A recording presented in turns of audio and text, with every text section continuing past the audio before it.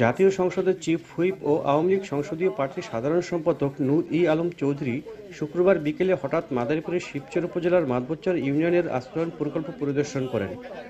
এ সময় chief whip আশ্রয়ণ প্রকল্পের বাসিন্দাদের সাথে কথা বলে বিভিন্ন সুবিধা অসুবিধা, শান্তি শৃঙ্খলার বিষয়ে খোঁজখবর নেন।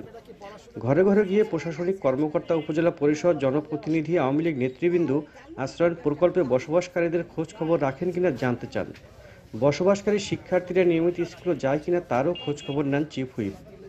চিফ হুইপকে পেয়ে বসবাসকারীরা রাস্তা, পানি নিষ্কাশনের ড্রেন নির্মাণ, টিউবওয়েলের পানির সমস্যার কথা জানান।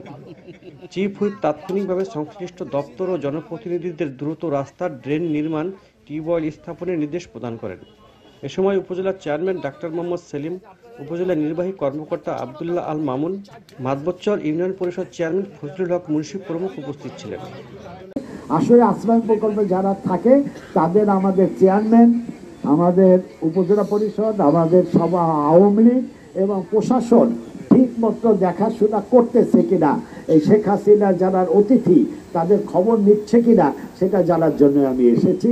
ইনশাল্লাহ আজকে আমরা এখানে তাদের সাথে কথা বলবো এবং আমরা মনে করি যারা আশ্রয় প্রকল্পে থাকবে, যারা এখানে নির্বাচিত প্রতিনিধি আছেন, আওয়ামী লীগ আছেন, উপজেলা পরিষদ আছেন, ইউনো আছেন, তাদের যেন নাগরিক সকল রকম সুযোগ সুবিধা যেটুকু তাদের প্রাপ্য সেটা যেন আমরা দিতে পারি, এটা আপনারা আমাদের জন্য দোয়া করবেন।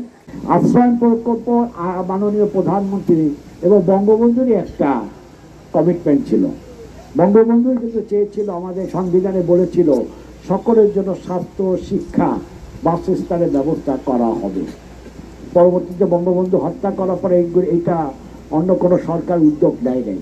৯৬ সরকারই প্রথম মাননীয় প্রধানমন্ত্রী একটি বাড়ি একটি খামার একটা প্রকল্প করে এবং এই একটি বাড়ি একটি খামারের মাধ্যমেই আমরা সর্বপ্রথম মানুষকে তার এই জমি, ঘর, এই আশ্রয়নের ব্যবস্থা আমরা করি।